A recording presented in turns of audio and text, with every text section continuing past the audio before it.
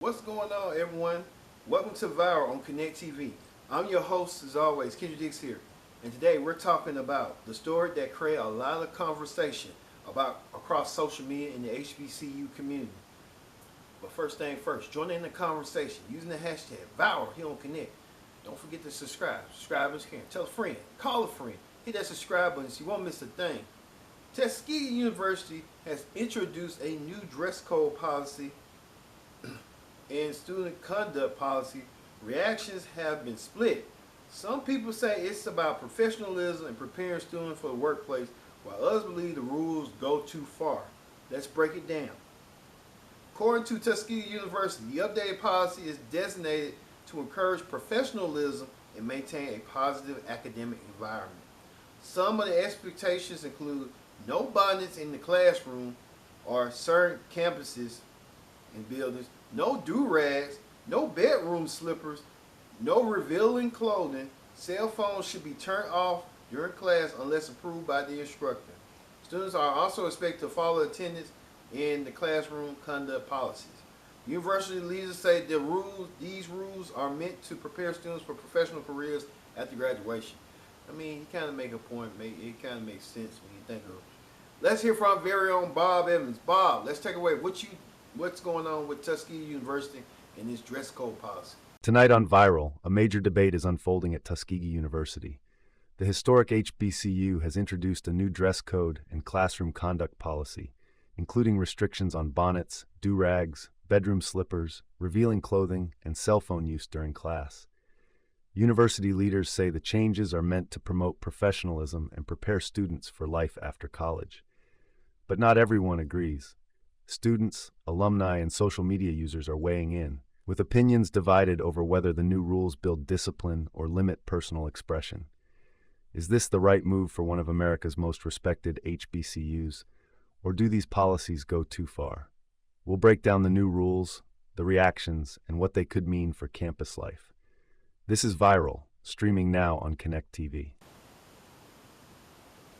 The response outline has been mixed. Some students and alum and supporters say they agree with the policy. They argue that college is not only about earning a degree, but also about developing professional habits that employees expect. Others disagree. They believe students should have more freedom in how they dress, express themselves. Critics argue that success should be measured by academic performance rather than appearance. The debate has spread across TikTok, Facebook, X, and Instagram, with thousands sharing their opinions. Why Tuskegee University is one of America's most historic HBCUs, founded in 1881, because of its long-standing reputation. Changes like these often receive national attention. The conversation raises a broader question. We'll get to it in a minute. But let's hear what you people have to say on what people say. And shout out to Tuskegee University. They just announced their new dress code, which bans bonnets, do-rags, bedroom slippers, and any other casual attire inside certain classroom settings. And I think a lot of other schools should follow suit. That's to include other HBCUs and PWIs. You go to college to get prepared for the workplace. And inside the workplace, they have dress standards. They require you to dress professional. So yes, I think that's a good idea. And they want a more professional look on their campus, which also makes sense. Why would a person spend thousands of dollars on these degrees and then they get out of college and you don't know how to even dress for the interview? And this is what's happening with a lot of the youth. You have spent tons of money in college, but you don't even know how to present yourself. And presentation is important. And because a lot of parents are lacking in teaching these kids anything, now it's the responsibility of the school to have to teach them that you do not roll out of bed and walk inside of anywhere professional, school, jobs. So yeah, kudos to them. Hopefully this becomes a thing in college all across the board. I personally don't feel the responsibility of Black representation politics, so I'm very big on you can wear whatever you want to wear. That has nothing to do with me. I don't believe in blanket dress codes because I don't really feel as though that they teach what you think that they're teaching.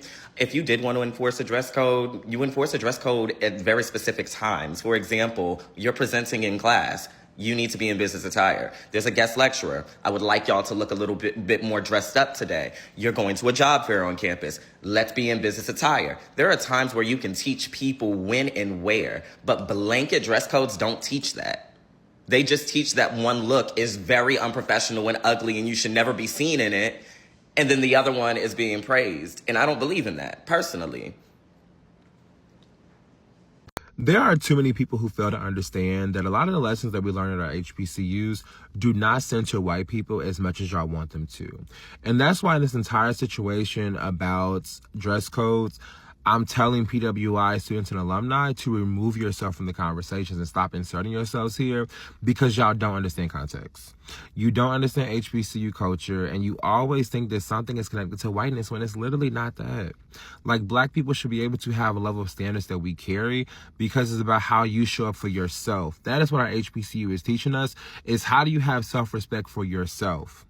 When I went to my PWI for grad school, like, I was so nervous at first because I was like around white people in the classroom as the only black person in that space.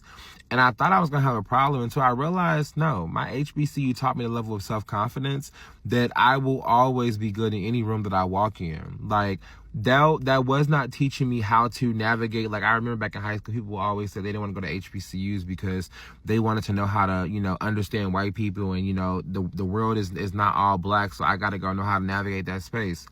My HBCU was able to teach me the level of understanding of my self-pride and my self-worth without having to mention white people at all to me. That was never the conversation.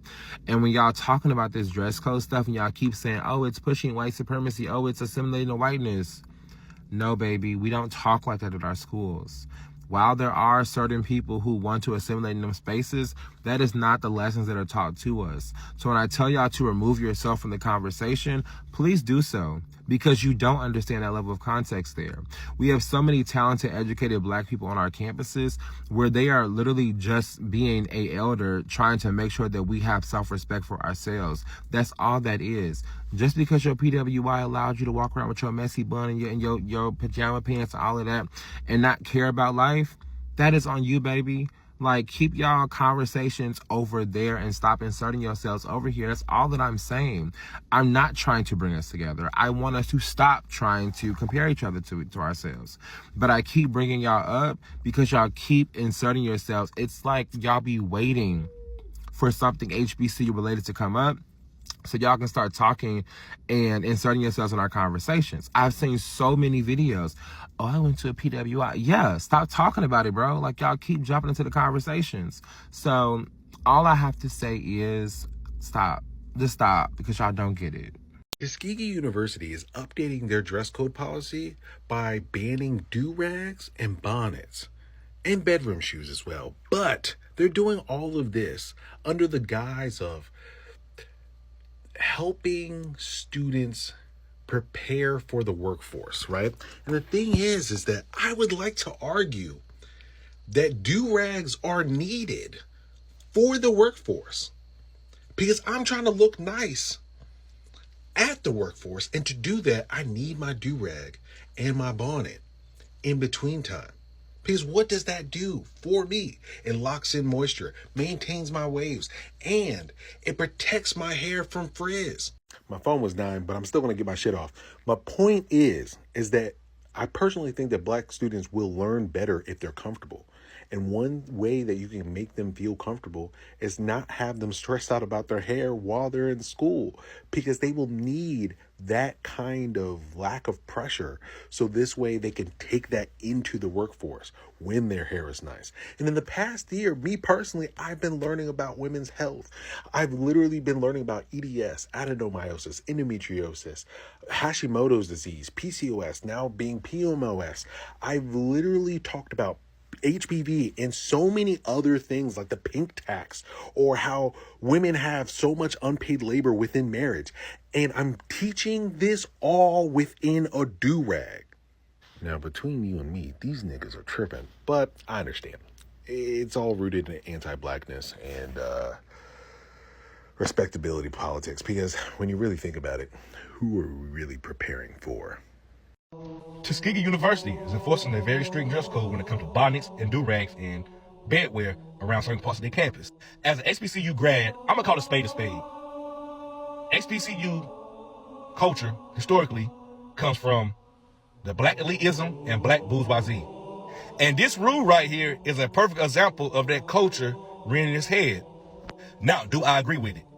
The 30-plus-year-old me who been in the workforce for 10-plus years, yes, I do, because I know from being out in the world that your appearance, the way you present yourself to other people, and your decorum matters. And it can get you into rooms, into spaces where somebody who don't care about that stuff will not get into.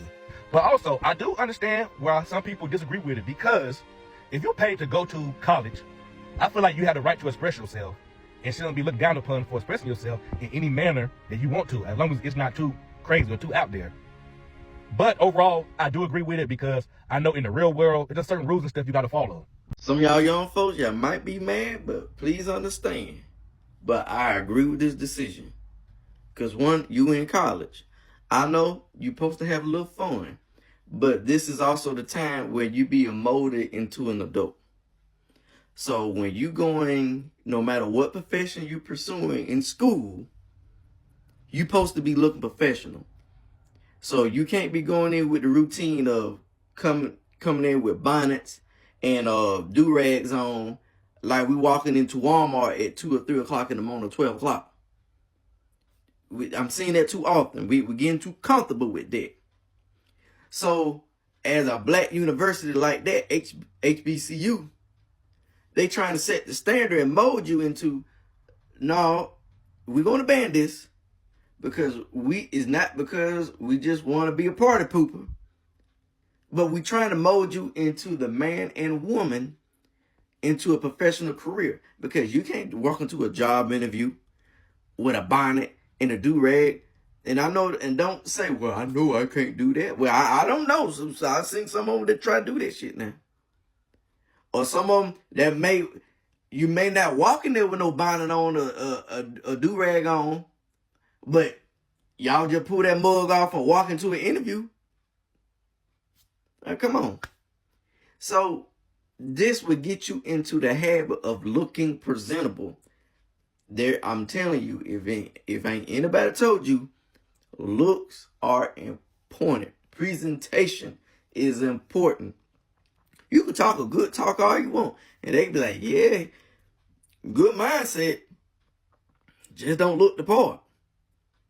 So it's important to have the aspects in your repertoire, how you dress, how you present yourself. You're in college. This is the last door into adulthood, into your career-based career, whatever you're doing. So I'm not mad at this. You be fine. You can put on the do-rag. That I don't think they say nothing about you can't put it on in your dorm. Then I might would have had a problem. But when you go into classes or meetings and stuff like that, like, come on, y'all be fine for a couple hours or whatever y'all got to do.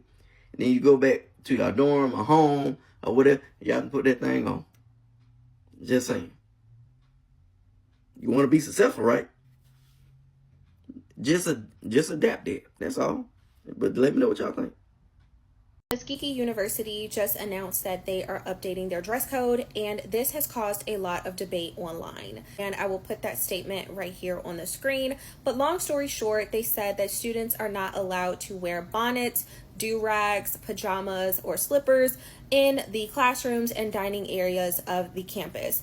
They did also say that students are not allowed to wear revealing clothing, and that goes for those same areas, so classrooms and dining areas. And they say that students have to wear business attire when they are attending official school events like convocation. The president of the university, Dr. Mark Brown, said in a statement that this was an effort to give students a solid foundation of entering the workforce once they leave Tuskegee, so that way they are not limited.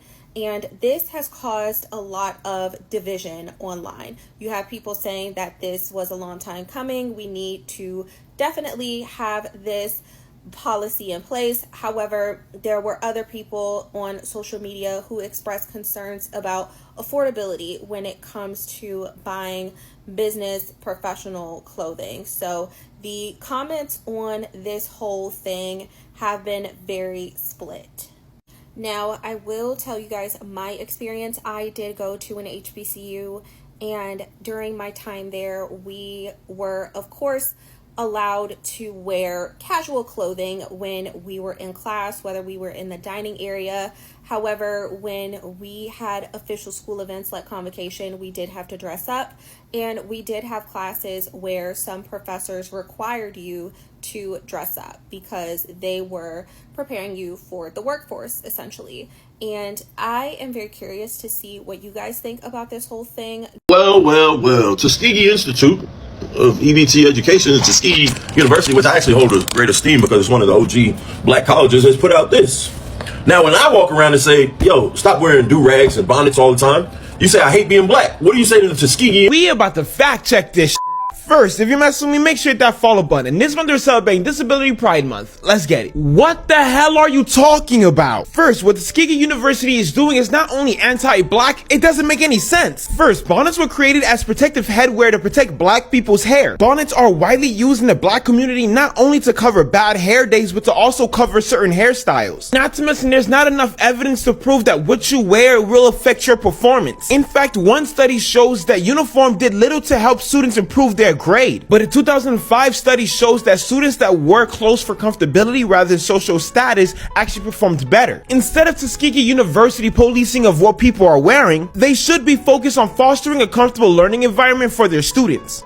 All right, so honestly, I don't know if I'll be able to get my full thoughts on this in less than 3 minutes, but Tuskegee University bans bonnets, do-rags, bedroom shoes, and says it's time for students to dress like professionals. And apparently at Clark University in Atlanta, they're also doing like a dress code thing too. Now here's like, okay, and I'm gonna just say what I got to say, and hopefully it doesn't come off like incorrect or disrespectful to people. But to me, it's like a twofold thing, because one, yes, there's a time and a place for you to dress a certain way. So if they think bonnets and do-rags aren't, don't wear those in the classroom or on the campus or something like that, like, well, are scarves okay? It's like, what about if they just do a scarf? Does that work? And the man, they could find something, because I don't know the male equivalent to a scarf unless it's just another scarf, right? And like I said, I get what you're going for, dressing professional. But the thing is, these kids, this is their first time away from home, most of them, to be on their own. And a lot of time when they leave the house, they do want to be comfortable. And I know it's always been a thing of like, why are you wearing like pajama pants to the airport or in the grocery store and things like that? Because like I said, there does need to be a certain level of way you carry yourself. Now, same time, a lot of people are like, man, we used to dress up back in the day, and we used to wear suits and this, that, and third back in the day. Like, you're right, you did do that back in the day. And y'all still got lynched. You know what I'm saying? It's like, yo, they was still killing y'all. Or killing us. Like, they still was doing it. They still disrespected us. They still sprayed you down with water hose. Like, so the way you dressed didn't even really matter, because you were still disrespected. You know what I'm saying? And also, some people looking at it as a way like, okay, you dress a certain way, respect yourself. Who says who says the woman that wears a bonnet to the grocery store does not respect herself? You feel what I'm saying? Like, who says that? Or the guy who walks out doing a do-rag, doesn't respect himself. And then there's the whole thing of respectability politics. Like, I don't get respectability politics. You want to know why I don't get it? Because, yes, the way you dress and carry yourself is going to determine how I interact with you and how I talk to you. Now, I know y'all thinking like just someone talking about like a black dude with braids and pants sagging, like, oh, you shouldn't judge that person because of the way they dress. But my thing to that is, if I see someone with a MAGA shirt on, you think I'm not going to judge him? Let a joker walk with that MAGA hat on. You think I'm not going to judge him? Like, you feel what I'm saying? I'm going to judge you because of what you're wearing. Yes, that is a thing. Like, I have so many thoughts on this. Like, I'm definitely going to have to make like a long form video, because I have so many thoughts on this that I have to get out that I don't think I can do in under 3 minutes, y'all. I really don't. I'll see y'all on YouTube. My alma mater is all in the headlines right now. Tuskegee University has created a new policy for attire on campus, classroom attendance, and cell phone use. But it's the new on-campus required attire that's creating all of the buzz online. Now, I didn't come into Tuskegee University as a freshman. I transferred in from a smaller HBCU where there was a stricter dress code policy on campus. When I stepped foot on Tuskegee's campus, students were dressing up every day, not because they had to, but because there was a culture of excellence that the students expected from one another. Booker T. Washington, the first leader of Tuskegee Normal Institute, has always reinforced the idea that discipline and self-presentation is needed in order to receive economic advancement. His philosophy influenced campus life to student expectations that I believe has always stood as the cornerstone of Tuskegee's culture.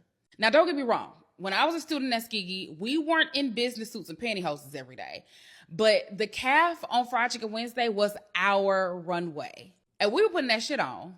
But we didn't dare walk outside of our dorm room and into classrooms in house shoes, a bonnet, and pajama bottoms. At most, we may have worn a midriff, and if a professor deemed our clothing inappropriate, then we were called out. Ultimately, we knew better because we respected the sacred grounds that is Tuskegee University. And I hate to put everything on COVID, but it seems like a lot of recipes got lost in 2020. I'm sure a lot of us have seen content about newer college graduates not knowing how to dress appropriately for an office setting, and that is important. And in case no one gave students the Eli Pope speech. How many times have I told you you have to be what? You have to be what? Twice. What? Twice as good. Twice as good as them to get half of what they have. Maybe even 3 times better while Trump is in office. Now, I talked to some of the on-campus students who say that they don't see inappropriate clothing. And that may be true. There may only be a minority of people who are ruining it for everybody else. And I know that dress codes like these often feel like a burden on Black expression and reinforce the idea that respect has to be earned by conforming to certain cultural standards. But there's a time and place for casual clothing, and the classroom isn't one of those spaces. So for those who are against this new policy, my question is, how should students prepare for professional spaces without being trained to do so? Hello, everyone. My name is Dr. Sethi Davis. I'm assistant professor of English and Communications here at Lemoyne-Owen College, and I'm also host of Black College Matter podcast, which focuses on everything Black college student and historically Black college. So today we're talking about a very hot button issue. So this Tuskegee wardrobe ban or dress code thing has been going all over the internet. I've been trying to avoid it, but y'all are going to make me come out of my opinions editor TSU newspaper bag on this. So one thing first, I want to reframe the conversation. We are not talking about whether or not it's okay to wear a bonnet or that. To me, that's not the conversation. If you want to know my opinion on sagging or bonnets or do-rags out in public, do I think it looks cute? No. But that brings me to the bigger point.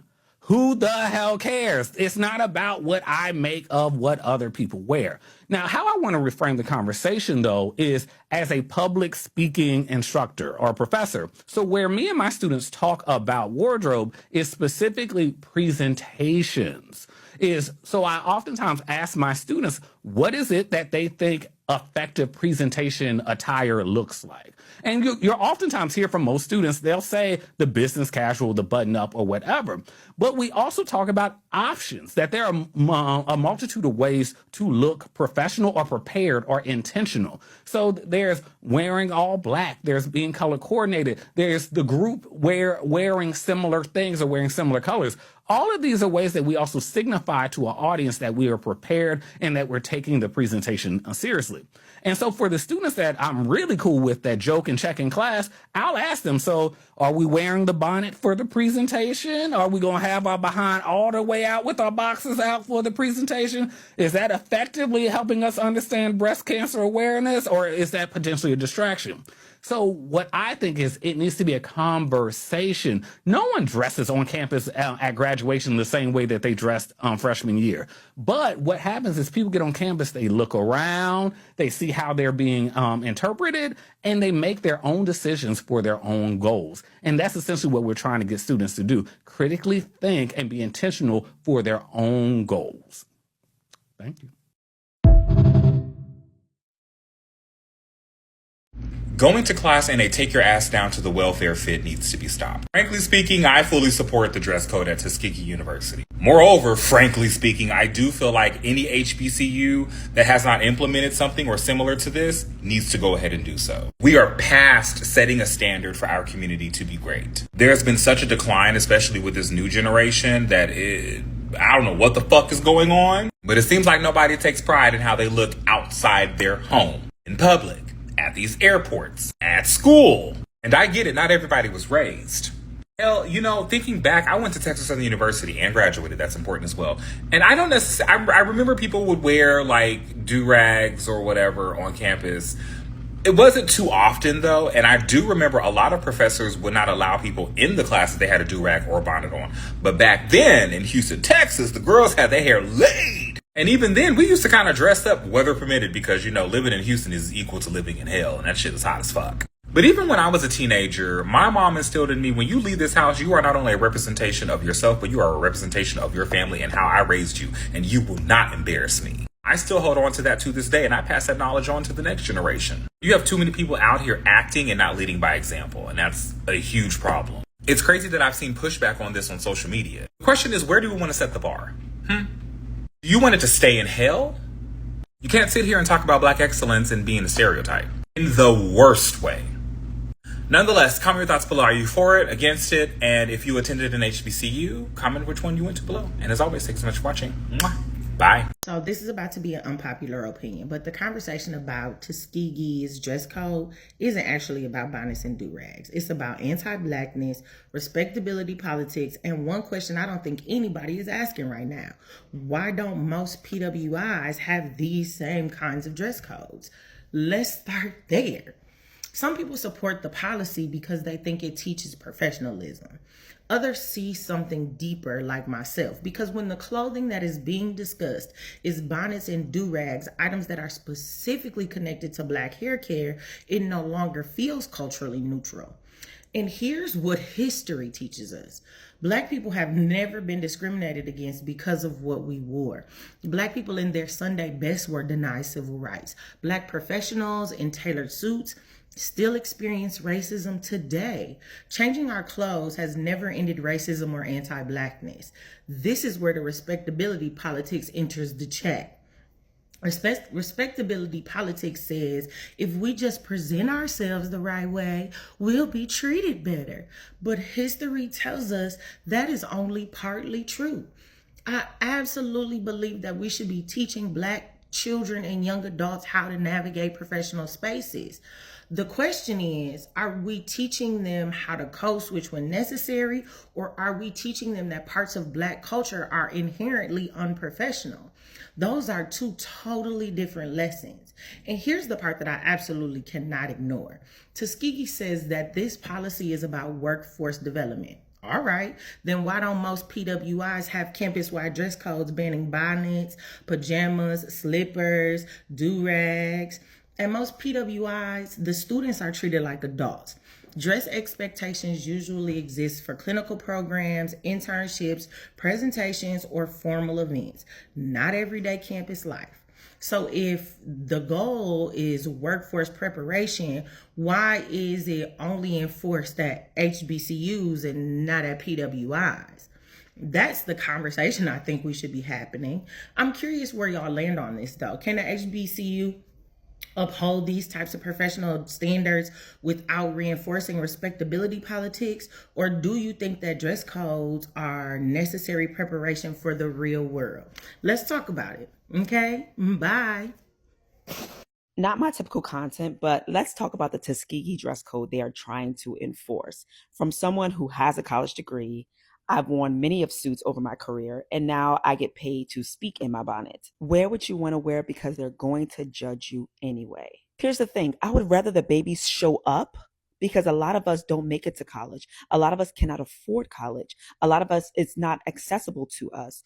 I would rather the babies show up in the bonnets and the do-rags than not show up at all. Now, am I an advocate for wearing pajamas, bonnets, do-rags, and things like that in the street every single day as part of your normal wardrobe? Absolutely not. I think we need to get back into getting dressed and things like that. I love when the girlies get dressed up and dolled up and things like that. But we are talking to children, all right? I'm coming from a place of privilege. I have adult money. I can afford to get my hair done as often as I like. I can slick back my edges when my hair isn't done. I can afford to wear the clothes that I want to wear. And I have I get the final say. Most of these kids are still very dependent on their parents to give them money for the extras because they're already paying for their college education, or they're having to find a job near campus so that way they can support themselves and pay for maintenance and things like that. It is tough. Another thing that we're not discussing is the price of everything has gone up over the last few years so much. Maintenance has gone up. We are talking about children who are in the middle of a city that they're not from, if they're out of towners, coming to a city where they have to now, one, be able to afford an appointment, a standing appointment. They have to have transportation to get there, to get said hair done or cut or what have you. On top of having to spend $25,000 a year in tuition. That tuition has jumped up since COVID. If I'm paying $100,000 for my education, how dare you police what I have on? Quick story. I attended Baruch College in New York City back in the 2010s. And I remember going to school fly because at the time I was full-time and then I dropped down to part-time because I found an amazing finance job on Park Avenue and they were paying me a shit ton of money.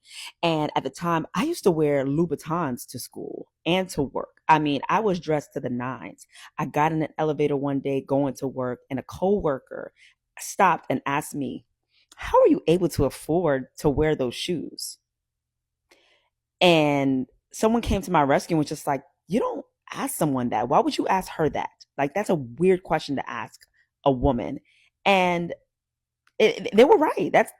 They're going to judge you anyway. A little grace goes a very long way. Hello, beautiful people. Y'all know I love a good yap. I've been thinking about this bonnet and do-rag situation at Tuskegee, and at first I was like, okay, like makes sense. And then something turned on in my head, and I'm like, I don't like it. When I was a freshman, I used to wear a bonnet on Sundays or like after hours, after classes around campus. And I might have went to class one time, maybe. And I look back and I'm like, there's no way my friends or myself let myself go out in no daggone bonnet. But then I look at it again and I'm like, this was a sign of me feeling authentic in myself and being comfortable in a space that was made for me, being able to walk around in a bonnet and not feeling like I would be judged or thought of any differently because it's a cultural experience that we all share. My thing is, instead of putting a rule in place that limits Black culture, I don't care if it's a bonnet, do-rag, whatever, the fact that it's anything related to Black culture, there's a rule set in place to limit it. And maybe I'm thinking too deep, but I just don't like that. We have laws set in place to protect our natural hair in the workplace, but then you go to an HBCU, which is the epitome of Black excellence and culture, and there is a rule set in place to limit said culture. And like I said, looking back, and even now, I don't wear a bonnet in public no more. Because I definitely agree that there is a time and place, for sure. But I also think it's common knowledge amongst HBCU students that that you don't wear a bonnet or do-rag to the career fair, things like that. But my friend just now asked a great question, which I was also thinking, is the entire HBCU campus a professional setting? This is a place where we live. This is a place where we have parties and stuff sometimes, too. My thing is, what is it being set in place for, actually? Are we conforming to the world that we live in? We already do enough conforming. Why am I being conformed on my HBCU campus? And this is my last thought, I think. But I feel like instead of setting a rule that is policing Black culture, how about you implement things that promotes professionalism? Or, because I know a lot of HBCUs, there are designated days where students wear professional wear. I love that. How about we educate people more instead of trying to police or conform? Because personally, at my HBCU, without rules like that being set in place, I know how to move and navigate with all of the resources and programs and things like that my HBCU has had in regards to professionalism. I know how to move in a professional setting because you know time and place. But to put something in place like that, like, I don't know. I'm going to stop yapping. I'm going to give y'all the floor, but like, I don't know. Booker T. Washington, being the founder of Tuskegee University, actually makes the bonnet and do-rag ban make 100% sense. Now, if you guys aren't up to date or you guys don't know who Booker T. Washington is, Booker T. Washington was a, what are we going to call him? A civil rights activist back in the back in the day. Now, Booker T. Washington did not believe in us advocating for our rights, or he didn't believe us asking for social justice immediately. That was not his belief. He thought through respectability politics, moral discipline, and self-help. If we behaved well enough, if we presented well enough, if we showed white people that we were accepting of equal rights, then they would slowly give them to us over an extended amount of time. That was what he preached. That is what he thought. He believed in blacks behaving in a certain way to earn respect. He believed in tap dancing. He believed in tap dancing, and if you tap dance long enough, then maybe they might, sprinkle a little blessings down on you. Also, he was a biracial man, white leaning, he was colorist. He just believed that assimilation was the way for us to have equality, and he believed in assimilation to the highest degree. Okay, to the highest degree. That thought process, that rhetoric, that classism is trickling down. It's trickling down. It's trickled down through that education system. It's trickled down through our own culture. And here we are. Here we are with the respectability politics. We're here with the thought process of, I'm a better black person than you because I behave this way and you behave this way. Debatable idea, but the issue with that is unless somebody knows you personally, we all look the same. We all get treated the same. To the people on the outside the community, we're all niggas. So, sorry.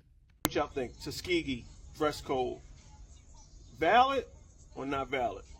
In a letter to incoming freshmen, President Brown said students should show up on campus dressed professionally. Suits, shoes, ready for business.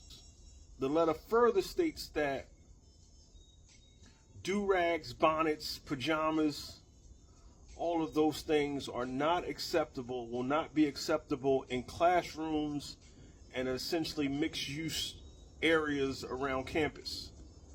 What y'all think about that? I like what they're trying to do. Things have gotten a little out of hand. I tell you this though, I sent that I have a college student and I sent that to him. He was like, out of here. Tuskegee's allowed to do this or implement this because it's a private institution. But should there be some type of dress code? Where has the decorum gone? Decorum has been out the window. Tuskegee University, I only have one question for you. How exactly is this new dress code banning students from wearing hair protective bonnets and do-rags, preparing them for the workforce, preparing them for the real world? Because what it looks like is that you're teaching these students, these black students at this black university, respectability politics. Respectability politics is the most damaging thing that can be brought into the black community, because all that does is put the responsibility on them as the individual to somehow stop and fight back systemic racism, systemic discrimination against black people, the black community as a collective. But it puts it on the individual. And putting that on the individual creates division within the black community, because all they're caring about is appearance, look, sound, all these different things. That's what you're teaching these students. How is that preparing them for the real world? Because yeah, that might get them in the door, but what happens when they're in these spaces and they're still being discriminated against? But hey, they look good though. They look fly. They ain't got the bonnets on. They ain't got the do-rag on. Why are they still being discriminated against? Well, we know why, because it's systemic. Respectability politics isn't solving anything. It's not solving systemic racism. So Tuskegee University, what exactly are y'all teaching these students on campus? Because it doesn't sound like you're actually trying to prepare them for the future of what this world has in store for them. Do better. Tuskegee University, under President Dr. Mark A. Brown, has implemented new campus etiquette guidelines requiring professional attire in shared spaces, specifically prohibiting items like bonnets, do-rags, and bedroom shoes. These rules are aimed at fostering a professional atmosphere. Also, address classroom attendance and cell phone usage, with enforcement authorized by faculty. I ain't got no problem with that, but some of y'all do, so let's talk about it. Let's talk about it. Why they worried about what I'm wearing? I can't understand why people are so obsessed with what other people wear. What does that have to do with my ability to learn? It has absolutely nothing to do with your ability to learn. What you wear has nothing to do with your ability to learn. Now, some people say it does because it might give you a sense of pride, right? I submit to you that there are people who wear the nicest things and they're dumber than a bag of rocks, so it don't make any difference. They can't figure out what 2 + 2 is. Having said that, let's put ourselves in the shoes of the university. Let's say everywhere you look, people are walking in, they got on house shoes, they got bonnets on, they got do-rags on. Some people wearing house coats, they ain't got nothing underneath. Next thing you know, they got booty cutters on. When does it stop? At what point do you have a dress code? Because all of those people can have the same argument and say, why you worried about my booty cutters? It ain't affecting my ability to learn, right? Next thing you know, somebody might say, you know what? I just feel free. I'm a free spirit. I don't think I should have to wear clothes. Now, fam, I'm absolutely riding with the university. I'm rocking with Dr. Mark A. Brown. I'm riding with the doctor. I'm riding with him. Yeah. Uniformity, man. You know, the police is uniform. Typically, that's how you know the police, right? You go to the doctor's office. You identify the people who work there because they have a certain sense of uniformity. Everybody got on some type of same colors and usually a name tag to kind of let you know. Even when you work for the city, people have certain uniforms on to identify themselves, right? As an HBCU alumna, the outrage on Tuskegee's ban of do-rags and bonnets in class has my head in a tizzy. And the biggest reason is because what I'm not understanding in these arguments is people acting as if this type of ban on sleepwear in class is anti-Black. And the reason I don't understand why people are seeing it as anti-Black is because Black people historically across the diaspora are known for being well-dressed and put together and extremely hygienic. It is a cultural marker of Black people to be well-dressed, to look nice, to look put together, to put that ish on. We have always been a stylish people. We have always been a people who have adorned ourselves. No matter how much money we have, no matter what we're going through, we never look like what we're going through. And so to act as if it is a cultural staple in the Black community to go outside in pajamas, that's just historically inaccurate. To act as if it is an attack on Black culture to ask students to be prepared for class and put on clothes and not wear sleepwear in class is kind of crazy. So yeah, that's my take.